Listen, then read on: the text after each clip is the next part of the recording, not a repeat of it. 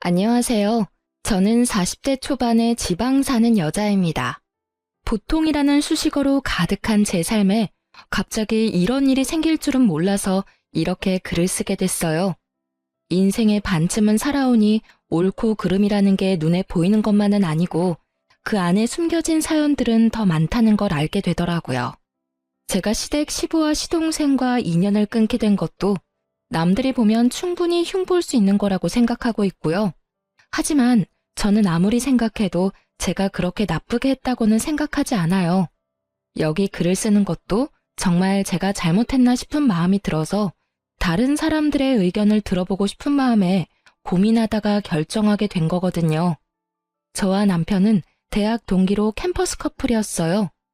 많은 커플들이 사회생활에 들어가면 헤어졌지만 저는 남편과 계속 함께했고 그 덕에 결혼까지 하게 됐죠.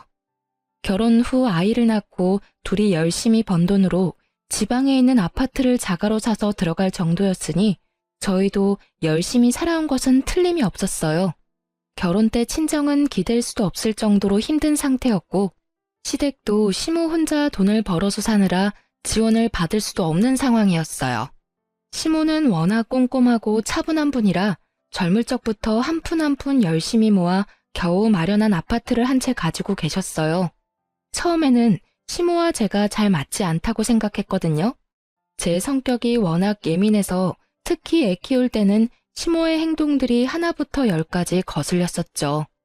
하지만 시모는 그런 저의 예의 없는 행동에도 참아가며 긴 시간을 기다려주고 저를 설득해 주셨어요. 그런 부분에서 제가 얼마나 많은 위안과 감사를 느꼈는지 결국 애를 키우면서 저와 시모 사이는 엄청 돈독해졌어요. 함께 전쟁을 치르는 전우 같은 느낌으로요.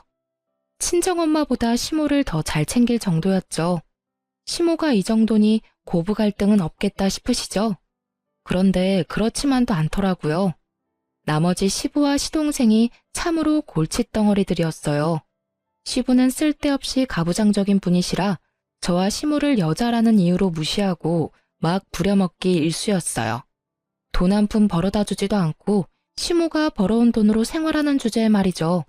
게다가 시동생은 생긴 것만 번지르르 하지 실속 없고 허풍도 심하고 겉멋이 많이 들어 누가 봐도 겉만 그럴싸한 남자였죠. 아니 그냥 이 정도라면 차라리 밉지는 않을 텐데 시동생은 매번 시모가 벌어오는 돈 족족 손이나 벌리는 참으로 쓸모없는 사람이었어요. 이 상황을 아는 저와 남편은 어찌 보면 필연적으로 시모를 고생시키는 두 사람에 대해 안 좋은 감정을 지닐 수밖에 없었죠. 솔직히 시모가 없었다면 시댁에 들릴 필요도 없었을 거예요. 제가 시부와 시동생에게 철저하게 실망하게 된 건 남편과 결혼한 지 8년이 넘어갈 때쯤이었어요. 그 해에는 남편과는 나이 차이가 많이 나는 시동생이 결혼을 이야기를 꺼냈죠. 시동생은 당시 번듯한 직업이 없었고 근무한 횟수가 꽤 되는데도 돈 한 푼 없이 결혼을 하게 된 상황이었어요. 솔직히 결혼이라는 걸 해보신 분들은 다들 아시겠지만 하나부터 열까지 다 돈이잖아요. 저는 친정이 그리 잘 살지 못해서 그렇게 할 엄두도 못 냈지만 남편은 워낙 태생이 단단한 사람이거든요. 그런 사람 있잖아요. 주머니에 돈 들어가면 잘 안 나오는 사람. 그렇다고 구두쇠는 아니고 정말로 필요할 때는 돈을 쓰는 그런 사람이었어요. 당시 친정아버지가 아프셔서 집안이 휘청했는데 그때 도와준 게 남편이었어요. 그리고 결혼식은 간소하게 하자고 했었고 저는 너무나도 고마운 마음으로 그렇게 하기로 했었죠. 어쨌든 이런 남편과는 전혀 다른 게 시동생이었거든요. 헐렁하고 경제관념도 그닥 없는 데다가 보여주기식 소비를 무척 좋아하는 사람이었거든요. 그런 사람이 결혼을 하겠다고 하니 처음에는 저와 남편이 말렸어요. 나이가 많은 것도 아닌데 왜 빨리 결혼할 거냐고요. 그런데 상대방 여자 쪽이 이미 임신을 한 상태라 마냥 기다리라고 할 수도 없는 노릇이었어요. 결국 시동생의 결혼 비용은 결국 시모의 통장에서 모두 다 나가게 되었어요. 전세 비용 보태달라는 게 5천만 원에 결혼식에 필요한 대부분의 돈을 시모에게서 마련했어요. 거기에다 더 열받는 건 시동생 와이프 될 사람이었어요. 서로 주고받기 없기로 하자고 이미 이야기가 끝났는데도 비싼 명품백과 다이아 반지 귀걸이 세트를 가지고 싶다고 시모에게 직접적으로 말했다고 하더라고요. 결국 그 돈까지 마련하느라 시모는 여기저기 일을 많이 다녔어요. 방판의 식당 일에 시간 날 때는 배달 일까지 진짜 온갖 일을 다 하셨거든요. 자식이 웬수라고 결국 참다 못한 저는 총대를 메고 시동생을 불렀죠. 도련님, 결혼하는 건 어쩔 수 없는데요. 좀 약소하게 치를 생각은 없어요? 저러다 어머님 힘들어서 쓰러지면 어쩌려고 그래요. 형수가 뭔데 우리 집 일에 나서요. 우리 엄마고 엄마가 자식 결혼할 때 돈 대주는 건 당연한 거 아니에요? 그 정도도 못 해주면 그게 부모냐고요. 자식 결혼할 때 왜 돈 대주는 게 당연해요? 형은 결혼할 때 어머님한테 돈 한 푼 빌린 적 없거든요. 그리고 도련님 눈에는 제가 남처럼 보여요? 당연하죠. 형이랑 결혼했다고 제 누나가 되는 건 아니잖아요. 솔직히 가족처럼 굴면서 이렇게 선 넘는 것도 진짜 불쾌하거든요. 나 참 자기가 뭐라도 되는 것 마냥 나서기는 왜 나서? 형수가 나한테 돈 줄 거 아니면 신경 쓰지 마세요. 이야기를 듣는데 뒷골이 팽팽하게 당기더라고요. 살다 이런 싸가지 없는 놈은 처음 봤거든요. 형이랑 결혼했으면 가족이지 가족이 아니라고 말하는 저 말본새부터가 아주 싹수 노란 놈이란 것만은 확신했죠. 저의 이런 참견에도 결국 시모는 과로와 스트레스로 병원 신세를 지게 됐어요. 시모는 예전에 위암을 앓은 적이 있었는데 이번에는 혈액암이 온 것 같다고 하더라고요. 청청병력 같은 소리에 남편과 저는 침울하기만 했어요. 애를 친정에 맡기고 시모의 간병을 하느라 저는 바쁘기만 했고 남편은 그런 저에게 매일 미안하다고만 했어요. 내가 어머님한테 진 마음의 빚이 있어서 이렇게 하는 것뿐이니까 그런 생각하지 말라고 했지만요. 그런데 이 와중에 시동생은 결혼 준비하느라 아주 정신이 없었어요. 아파서 일어나지도 못하는 시모에게 매번 문병 와서는 돈 이야기만 하는 시동생을 보며 한 대 쥐어받고 싶다는 생각을 할 때 시부에게서 전화가 왔어요. 넌 시어머니가 없으면 네가 와서 시아버지 밥상 차려줄 생각을 해야지. 어디서 뭘 하고 있는 거야? 배고프니까 당장 들어와서 밥 차려라. 소리를 들어보니 술 한 잔 걸쳤더라고요. 저는 시부에 대한 마음이 별로 좋질 않았어요. 시모가 예전부터 일도 하지 않고 집에서 밥만 축내는 시부를 견디기 힘들어했다는 걸 알고 있었거든요. 제 눈에는 시부도 시모가 병에 걸린 원인균처럼 보였죠.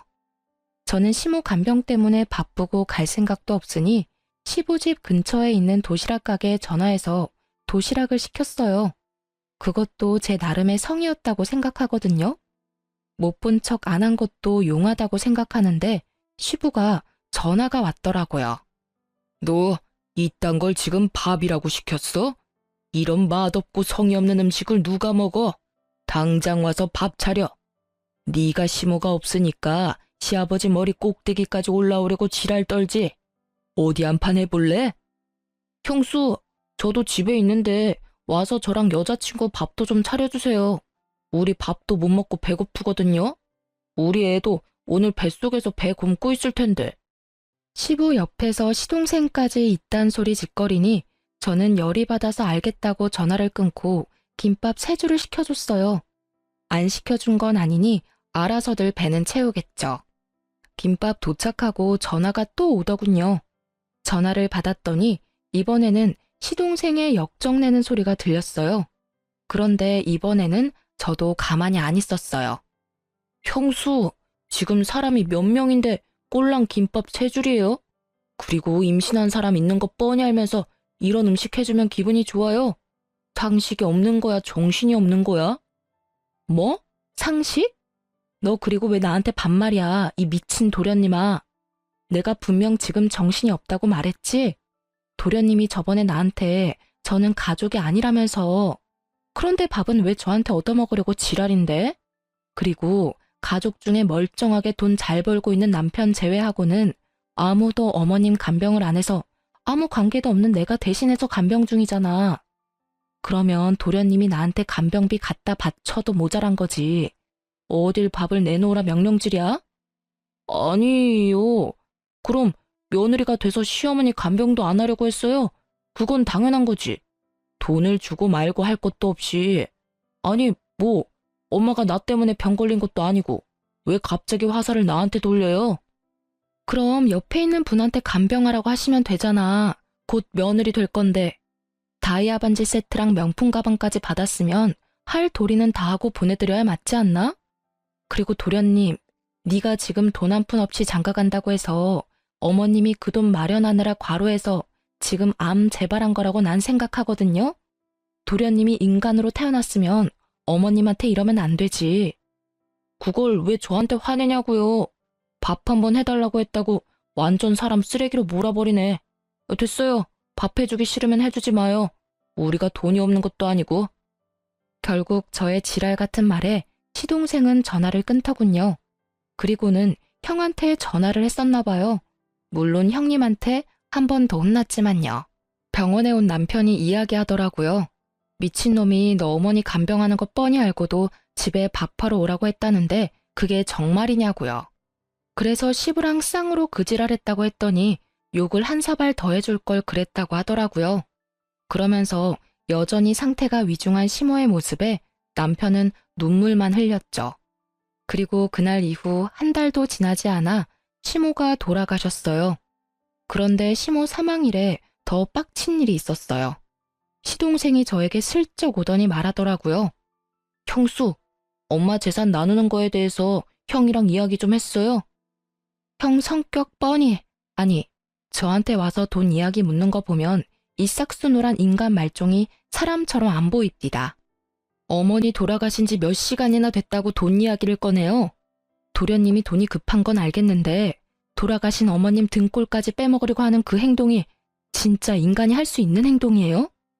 열받은 제가 시동생에게 소리치자 시동생은 도리어 저에게 한 소리 퍼부으려고 얼굴을 귀신같이 일그러뜨리더라고요. 저도 지지는 않을 생각으로 눈 부릅뜨고 있었는데 결국은 주위에서 시동생을 보며 수군거리자 입을 꽉 닫더군요. 그 길로 시모 보내는 길 내내 썩은 표정 지어서 저는 또 열이 받았어요. 가는 길도 불편하게 만들어 제 마음까지 아팠으니까요. 이 일을 계기로 저는 저 인간들과 상종도 하지 말아야지 생각했어요. 물론 지켜지지 못했지만요. 저는 시모가 돌아가시면 재산 정리가 깨끗하게 될 거라고 생각했어요. 유산이라고 해봐야 아파트와 통장, 보험금 뿐이었으니까요. 그런데 그게 생각 외로 복잡하게 돌아가는 일이 생겼어요. 시모 명의로 된 아파트에 담보대출이 설정되어 있더라고요. 일단 아파트가 남편 앞으로 상속은 되는데 온전히 아파트로 받으려면 그 돈을 갚아야 하더라고요. 그 돈을 못 갚으면 아파트를 팔아서 그 대출금을 마련해야 하는 거고요. 아파트는 6억이 좀 안 되는데 대출은 2억 7천 정도였어요. 거의 반값이었죠. 남편과 저는 시모가 이 큰 돈을 어디에 썼나 싶더라고요.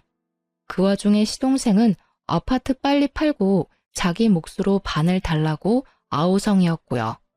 남편은 일단 그 내역이 뭔지 모르고 시모가 급히 돈이 필요해졌었을 거라고 잠정적으로 생각하고 시동생에게 딱 절반씩 나누자고 했죠. 그런데 그때 시부가 굉장히 뺀질거리면서 나서더라고요. 나도 오랫동안 같이 살았으니 그 돈에 권리가 있는 거 아니냐? 젊은 것들이 뻔뻔하게 어른을 빼놓고 이야기하는 건 좀 아니지. 재산은 나 포함해서 셋이서 나눠야지. 시부의 그 말에 남편이 코웃음 치며 말하더라고요. 진짜 남편도 아니면서 무슨 권리로 그런 이야기를 합니까? 어머니랑 아저씨가 조금이라도 금슬 좋은 부부처럼 살았다면 제가 아저씨한테 하나라도 더 챙겨드렸을지도 모르죠. 그런데 우리 어머니한테 어떻게 하셨는지 기억 안 나세요? 일은 하나도 안 하면서 집에서 삼시세끼 밥 꼬박꼬박 얻어드셨죠? 그러면서 엄마 아플 때 병원 한 번 데려가 주지도 않고 그게 무슨 남편이냐고요. 실은 저도 늦게 알게 됐는데 시모와 시부는 사실혼 관계라고 하더라고요. 시부는 처음에 혼인신고를 하지 말자고 했고 시모는 마음이 상해서 결국 그 뒤에 시부가 혼인신고하라는 말을 그냥 무시하고 혼인신고를 하지 않았다고 하더라고요. 특히 시부가 일을 안 하게 된 날부터는 혼인신고하면 자식들이 더 힘들까봐 일부러 혼인신고를 안 한 것 같더라고요. 그러니 시부는 법적 상속인이 아니게 된 거죠. 말 한번 섭섭하게 하네. 나도 너희 엄마 걱정했어. 그 사람도 없는데 돈까지 없으면 지금 당장 길거리에 나 앉으라는 말이냐? 그런 법도가 어디 있어? 사실혼 관계도 혼인 관계지. 걱정하셨겠지. 우리 엄마 없으면 이제 밥 차려줄 사람 없을 거고, 이제는 그 이후로 우리 와이프 불러다가 밥 차리라 할 거 아니냐고. 저번에 어머니 아플 때도 어머니 병간호하는 와이프 불러다가 밥 차리라고 했잖아요. 내가 어이가 없어서 그 이야기 듣고 진짜 다 때려 엎으려다 참았어요. 엄마 아직 살아계셨을 때니까. 경고하는데 앞으로 재산 이야기에 나대지 마세요. 어떻게 할지는 제가 결정합니다, 아저씨. 결국 시부는 남편 말에 열받았지만 대꾸는 못했죠. 자기도 이리저리 찾아봤을 거예요. 사실혼 관계라는 것만으로는 아무것도 받을 수 있는 게 없다는 걸 알았겠죠. 시부는 남편과 대화가 통하지 않으니 시동생을 이용하려 하더군요. 며칠 뒤 부동산에서 연락이 왔어요. 동생분이 너무 재촉하는 바람에 이쪽도 곤란한데 금매라면 더 싸게 내놓을 생각 없냐고요. 저와 남편은 그때 시모 유품을 정리 중이었거든요. 남길 만한 추억이 되는 물건이나 물려받을 만한 귀중품을 제외하고는 다 버릴 생각으로 정리 중이었는데 그 전화가 오니 남편은 화가 나서 시동생을 불렀어요. 그리고 그때 시모의 화장대 아래에서 대량의 장부가 나왔어요. 그걸 확인하니 시모가 써둔 가계부였어요. 그 꼼꼼한 성격만큼 10원짜리 하나까지 내역이 싹 다 적혀 있더라고요. 그리고 그걸 보다가 아파트 담보대출이 왜 생긴 건지를 알았어요. 시모가 둘째에게 대출해주고 차용증 받아놓은 게 있더라고요. 결국 남편 극대노해서 시동생 오자마자 난리쳤어요. 야, 너 이거 뭐야? 엄마 장부에 너한테 돈 빌려준 거 적혀 있던데 엄마가 너한테 돈 빌려준 거 왜 이야기 안 했어? 너 우리가 이거 못 찾았으면 돈 받을 때까지 거짓말할 작정이었어? 형, 봤어? 설마 내가 말 안 했겠어? 나도 오늘 할까 내일 할까 생각하고 있었어. 뭐 형이 먼저 알게 됐으니까 말할 것도 줄었네. 돈이 좀 필요했는데 아버지가 아파트 담보대출 받으면 된다고 가르쳐줘서 엄마한테 부탁했지. 그 이야기를 듣는 동안 남편의 흥분한 얼굴이 냉정하게 가라앉는 걸 봤어요. 아, 정말 화가 엄청 났구나 싶었죠. 그래서 제가 물었죠. 그러면 도련님, 그 대출금은 어디에 쓰신 거예요? 개인이 빌리기에는 큰 돈이고 그렇다고 도련님이 집을 가지고 계신 것도 아니고. 전세금마저 시모에게 빌릴 정도면 집이 없다는 생각이 들어서 물어봤는데 돌아오는 대답에 저와 남편은 벙쪘어요. 아, 그거요? 재개발되는 곳 있는데 거기 건물이 5억짜리거든요? 근데 재개발되면 금액이 엄청 뛸 거잖아요. 그거 생각하고 빌린 거고 아직 잘 갖고 있어요. 5억짜리 집에 2억 7천을 빌렸으면 나머지 금액은 도련님 돈인 거네요? 그쵸. 그것도 은행에서 빌려서 지금 원금이랑 이자만 거의 200만 원 넘게 나와요. 솔직히 이번에 아파트 팔고 자동으로 갚으면 내야 할 대출금도 줄어드니까 저도 좋죠. 실실 쪼개며 말하는 시동생에게 남편이 결국 참지 못하고 버럭 화를 냈어요. 야, 그걸 자랑이라고. 너 장부에 어머니가 너한테 돈 빌려준 게 얼마인지나 알아? 대출금만 차용증이 있을 뿐이고 그 이후로 네가 매달 2, 30씩 야금야금 가져간 것까지 계산하면 장난 아니거든? 그런데 너 처음에 시치미 떼고 아파트 처분하고 3억 절반으로 나누자고 했지? 가만 보니까 내가 몰랐으면 너 그 돈 다 꿀꺽할 셈이었네? 네가 아파트 대출금 싹 다 가져갔으니까 넌 아파트 처분하고 남은 돈에 아무런 권한 없는 거 알지? 지금 네가 이 아파트 처분과 관련한 돈 중에 주장할 수 있는 금액은 2천만 원이 다야. 그러니까 나머지 금액은 내가 다 가져가도 할 말 없지? 그런 게 어딨어. 나도 엄마 아들이고 유산 주장할 수 있지. 그리고 엄마가 나한테 돈 빌려줬다는 거 어차피 차용증 없으면 다 필요 없는 거 아니야? 떡하니 있는 차용증을 없는 셈 치자는 거냐? 너 미쳤지? 이거 봐. 차용증을 적어놨네. 네가 지장까지 딱 찍어서. 확인이 왜 안 되겠냐고 이 모자란 놈아. 아이고 저것도 아들이라고 큰 돈 빌려주고 죽기 직전까지 일하러 다닌 어머니 생각하면 너한테 돈 한 푼도 주기 싫으니까 앞으로 내 앞에서 유산 이야기 꺼내지도 마. 내가 법적으로 정확하게 반으로 나눠서 줄 거니까. 이악 물고 말하는 남편에게 시동생도 누나를 부라리더라고요. 형이 무슨 자격으로 그딴 말하는데? 나도 엄마 아들이라고. 엄마가 나 얼마나 아꼈는지 몰라서 그래? 그래, 많이 아끼셨지. 막내라고 아주 오냐오냐 했더니 네가 이렇게 미친놈처럼 위아래도 모르고 똥인지 된장인지도 찍어 먹지 않으면 모를 놈으로 자랐지. 네가 언제부터 엄마 그렇게 생각했어? 여자 임신시켜가지고 결혼하는 주제에 엄마한테 전세금이며 예물비며 싹 다 받아가고는 아픈 엄마 병원에 있는 동안에도 병간호 우리 와이프한테 다 맡겨놓고 여친이랑 룰루랄라 잘 놀았더라. 아, 그러고 보니 전세금도 있네? 엄마가 전세금 빌려주기로 했다면서? 2천만 원 가져가고 나머지 3천만 원은 나한테 빌릴래? 나는 엄마랑 다르게 이자 꼬박꼬박 받을 건데 괜찮으면 그렇게 하고. 예물비는 네가 알아서 마련해. 대출금도 반으로 줄 텐데 알아서 잘할 수 있겠지. 너 앞으로 돈 이야기 내 앞에서 하면 진짜 호적 파버릴 거야. 그리고 이 집 팔리면 바로 짐 뺄 수 있도록 짐 챙겨놔. 결국 저희는 시모 물건을 챙겨 집으로 돌아왔어요. 집으로 돌아오는 차 안에서 남편이 그러더군요. 슬퍼해도 모자랄 시간에 저런 것들 상대하고 있으니 지금 자기가 뭐 하는 건지 모르겠다고요. 엄마 가는 길에 자식들끼리 싸우는 모습 보이기 싫은데 진짜 생각 없이 사는 저 사람들 때문에 죽겠다고 말이죠. 결국 남편은 결정했어요. 집안의 돈 정리, 관계 정리 싹 다 깨끗하게 해버리기로요. 그렇게 시모 사후에 남편은 법적으로 아무런 문제 없도록 하나부터 열까지 정리하기 시작했어요. 시모 앞으로 된 재산은 아파트와 생명보험금이 2억 정도 있더군요. 보험금이 있다는 걸 알게 된 시동생은 또 급하게 찾아와 남편에게 말하더라고요. 엄마 생명보험금은 나한테도 받을 자격 있잖아. 반은 줘야지. 나 요새 돈 없어서 힘들다고. 너 아파트 대출금 없어져서 이제 좀 살만하지 않냐? 그거만 없어도 대출금 절반으로 줄어들 텐데 왜 그렇게 앓는 소리야? 대출금 줄어든 대신에 전세금이랑 예물비 때문에 또 돈 빌렸어. 자기가 쪼들리니 계속 재촉하더라고요. 남편이 계속 재촉하니 어쩔 수 없이 보험을 확인했죠. 그런데 시모가 죽기 직전에 생명보험금 수익자를 법정 상속인에서 제 이름으로 바꿔놨더라고요.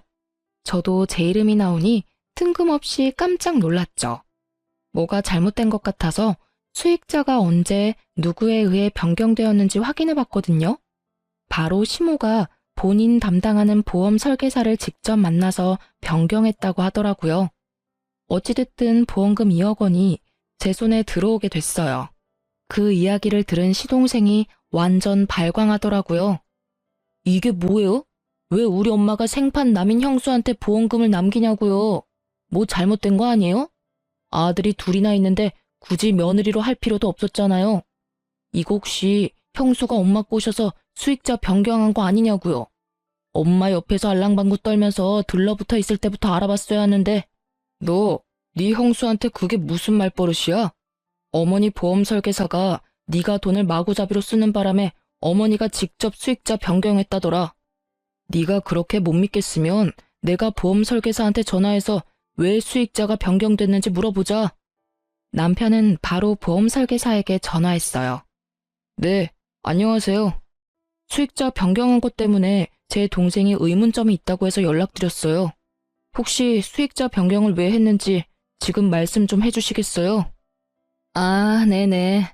돌아가시기 2달 전쯤 병원을 다녀오고 나서 저를 만나자고 하셨어요. 그때 수익자를 변경했어요. 수익자를 며느리 앞으로 한다길래 제가 여쭤봤거든. 장성한 아들이 둘이나 있는데 며느리한테 변경하는 이유라도 있냐고요. 그랬더니 둘째가 씀씀이가 해프고 집 거덜낼 정도로 가져가니 보험금을 받으면 다 써버릴 거라고 하더라고요. 어차피 아들놈들은 아파트 나눠 가질 건데 보험금이라도 자기 병수 밟은 며느리 앞으로 주고 싶다고 돌아가기 직전에도 확인 전화하시며 말씀하셨고요. 그리고 무엇보다 며느리에 대한 마음이 애틋하시더라고요. 아플 때 힘들 때 자기 신경 써주는 건 며느리밖에 없다고 하시는 거 보니 고부간의 사이가 무척 좋은 것 같다고 생각했죠. 거짓말이죠? 엄마가 설마 나한테 한 푼도 안 남겨주시다니. 이거 형수가 다 모함한 거죠? 왜 내가 아들인데 나는 한 푼을 못 받아요? 이거 진짜 둘이서 짜고서 나 물 먹이려는 거 아니에요? 어쩌면 이렇게 둘이서 다 가져갈 수가 있어요. 우리가 뭘 다 가져가는데? 너 말 똑바로 해. 네가 가져가는 건 2억 9천만 원이야.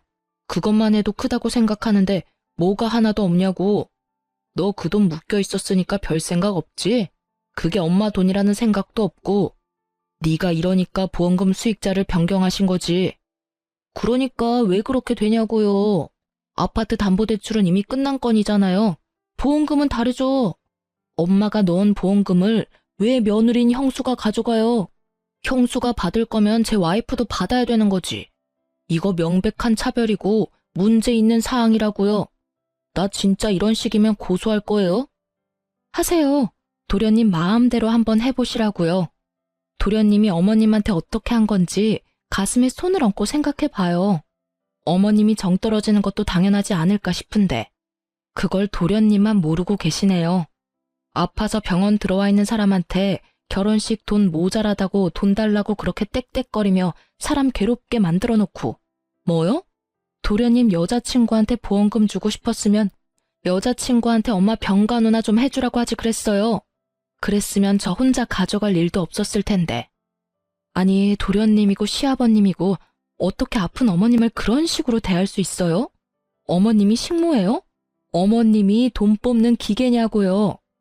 당신들이 그런 식으로 행동하니까 어머님이 생판 남인 며느리한테 돈 남긴 거 아니냐고요.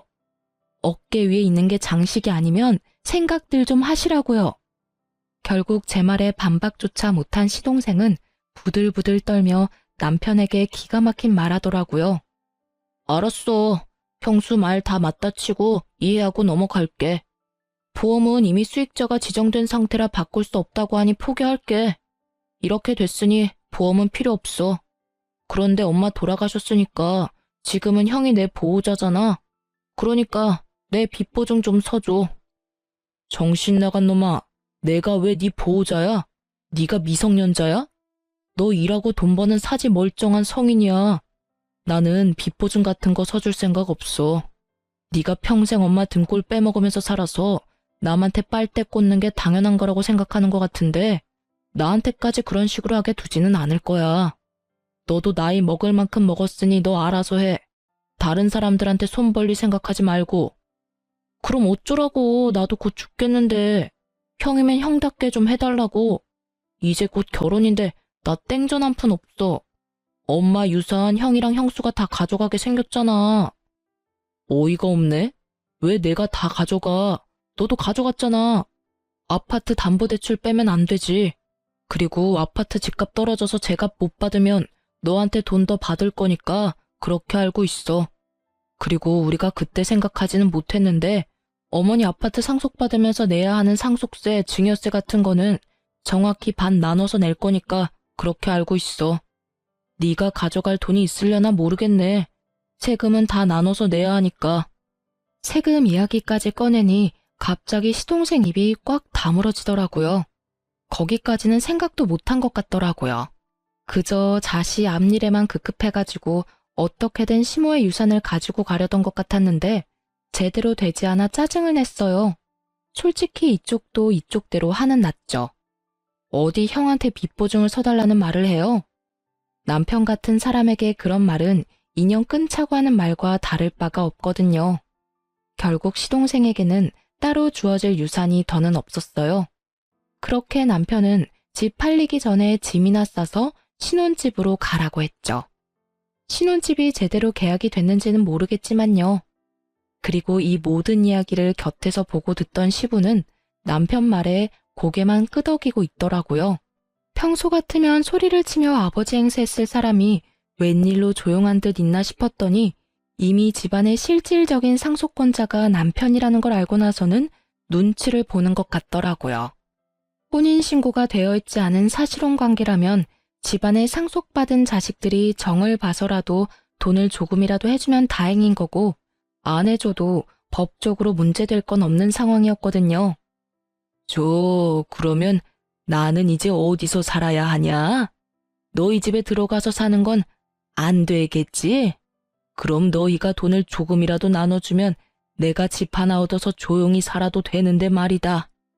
네 엄마랑 오래 산 것도 있고 그간의 정이 있으니 나한테도 어느 정도는 줘야 되지 않겠냐? 저번에도 말했지만 아저씨가 엄마랑 살면서 뭘 해주셨는데요? 저는 처음부터 엄마랑 아저씨 같이 사는 거 반대였어요.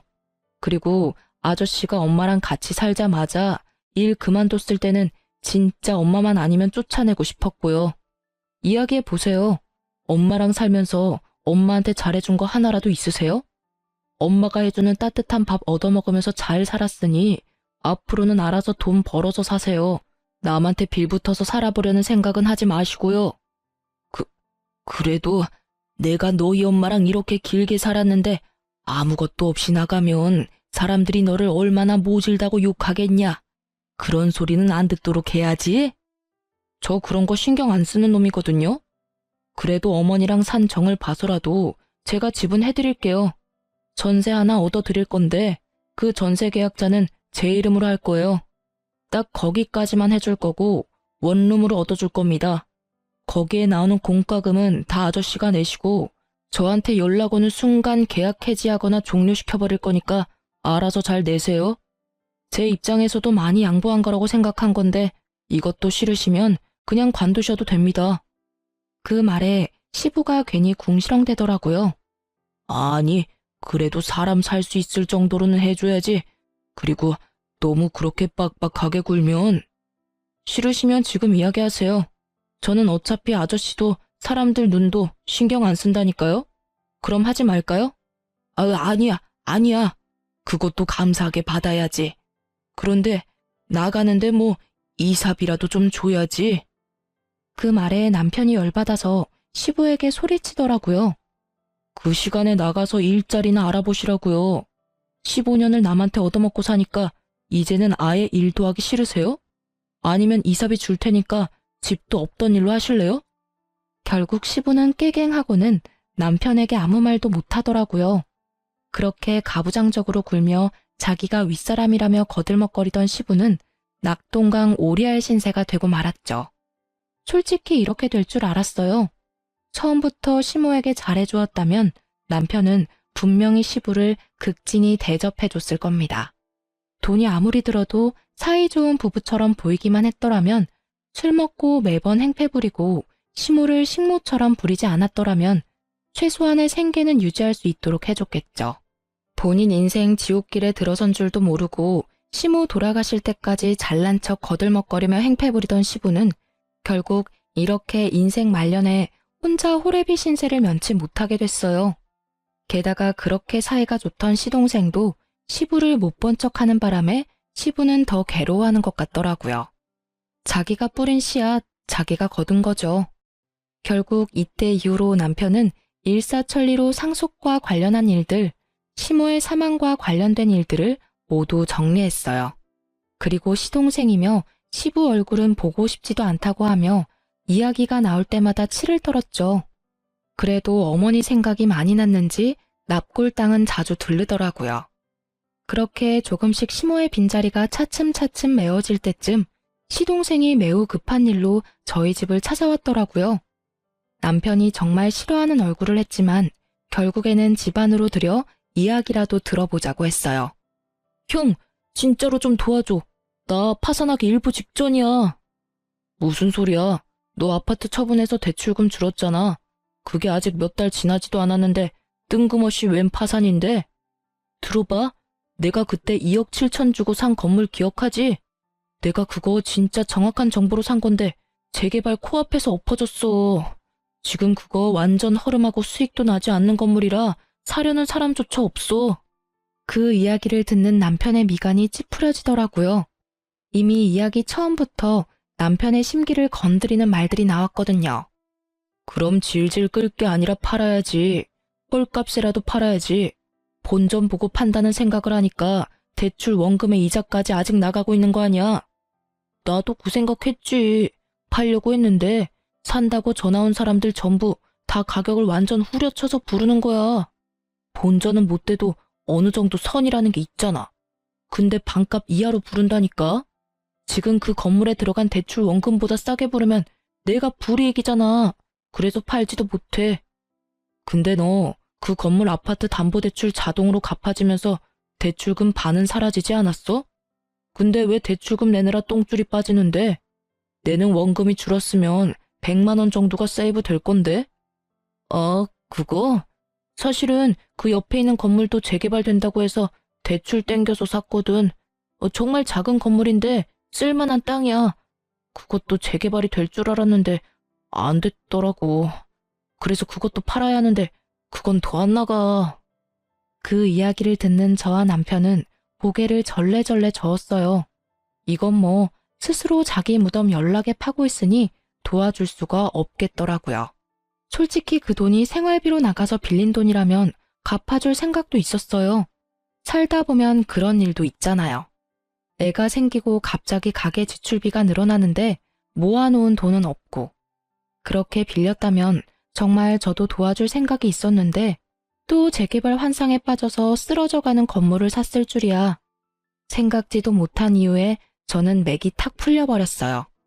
차라리 파산하고 개인회생을 신청하는 게 본인에게는 좋은 일이 아닐까 하는 생각도 들었을 정도였죠. 형수, 제발 나 좀 도와줘요. 어차피 형수 앞으로 엄마 보험금 나왔잖아요. 그거에다 형이 받은 아파트 처분한 돈이면 넉넉하잖아요. 한 1억? 아니, 1억 5천 정도만 빌려줘요. 저 건물 팔리면 갚아줄 테니까. 제가 왜 그 돈을 갚아줘야 해요? 그리고 어머님이 남긴 피 같은 돈, 그런 곳에 쓰고 싶지도 않아요. 아니 도대체 무슨 자격으로 어머님 목숨값을 달라고 여기 와서 돈을 빌려달라고 할 수 있어요? 그리고 저는 잊지 않았어요. 도련님이 저한테 하신 말씀요. 생판 남인 저한테 가족이 아니라고 하셨죠? 도련님이 저를 가족으로 생각하지 않았으니 저도 도련님을 가족으로 생각 안 해요.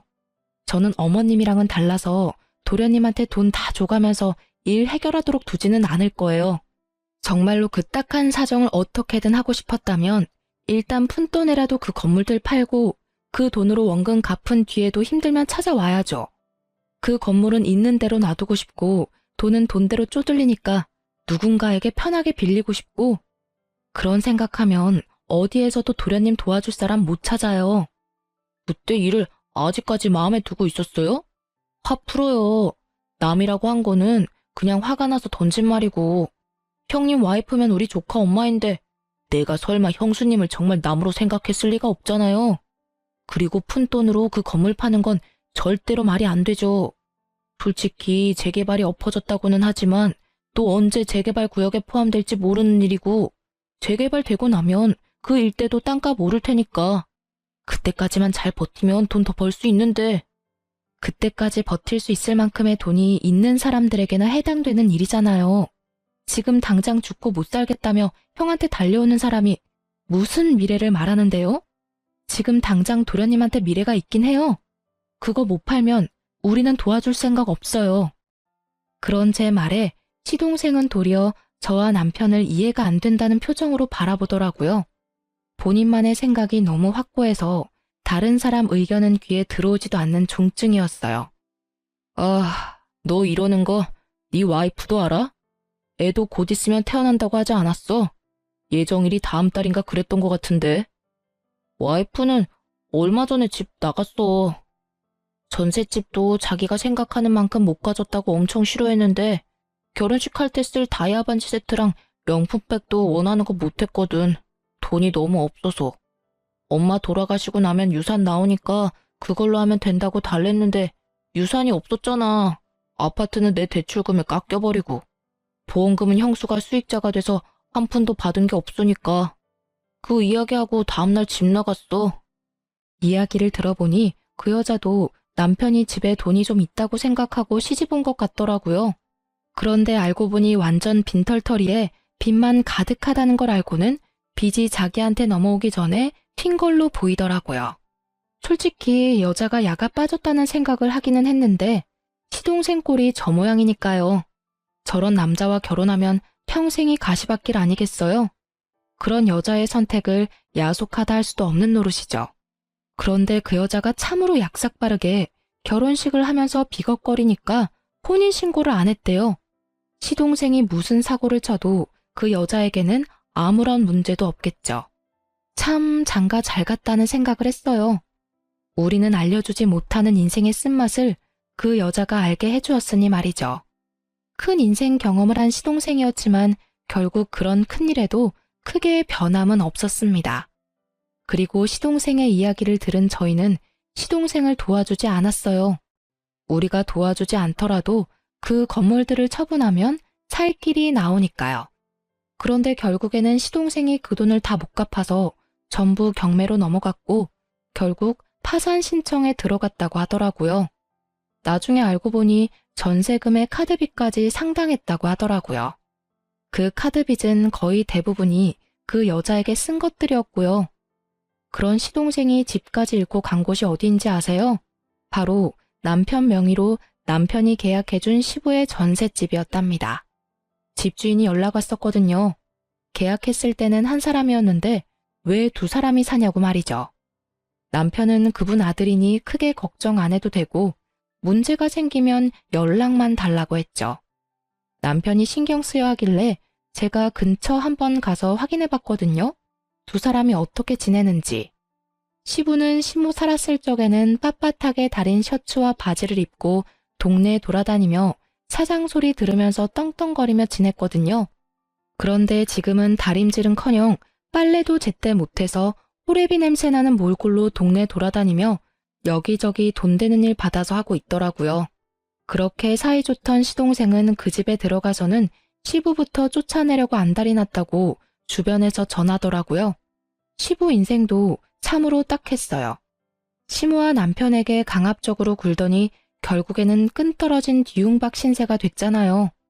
이래서 있을 때 잘하라는 말이 생긴 것 같아요. 저와 남편, 시모에게 조금이라도 잘해줬으면 저와 남편이 두 사람을 그렇게 보내지는 않았을 거예요. 그리고 시모도 수익자를 며느리인 저로 변경할 일도 없었겠죠. 결국은 자신들의 행동에 대한 대가를 고스란히 치르게 된 걸 보니 인과응보라는 말이 저절로 생각났어요. 스스로 열심히 지옥길 걸어가는 걸 충분히 옆에서 말렸음에도 역시나 포기하지 못하는 걸 보니 앞으로도 우리 부부와 만날 일은 없을 것 같아요. 그렇지만 시모의 마음을 생각하면 지금이라도 시동생과 시부가 제정신을 차려줬으면 싶어요. 긴 글을 쓰면서 참 많은 생각을 했어요. 특히 돌아가신 시모 생각이 가장 많이 났죠. 그분이 있었을 때 제가 해야 했었을 일들, 잘못된 걸 바로 잡기 위해 제가 할 수 있었을 일들을 생각하며 후회하게 되네요. 그러니 글을 읽고 계시는 분들, 있을 때 잘하라는 말이 괜히 있는 게 아니더라고요. 마음을 다하고 절대 나중에 후회하지 마세요. 시동생과 시부를 보면 그게 딱 와닿아요. 앞으로도 후회 없이 열심히 하루를 살아갈 거예요. 긴 글 읽어주셔서 너무나 감사합니다. 모든 이들의 앞날에 축복이 깃들기를 바라며 이 글을 마치겠습니다.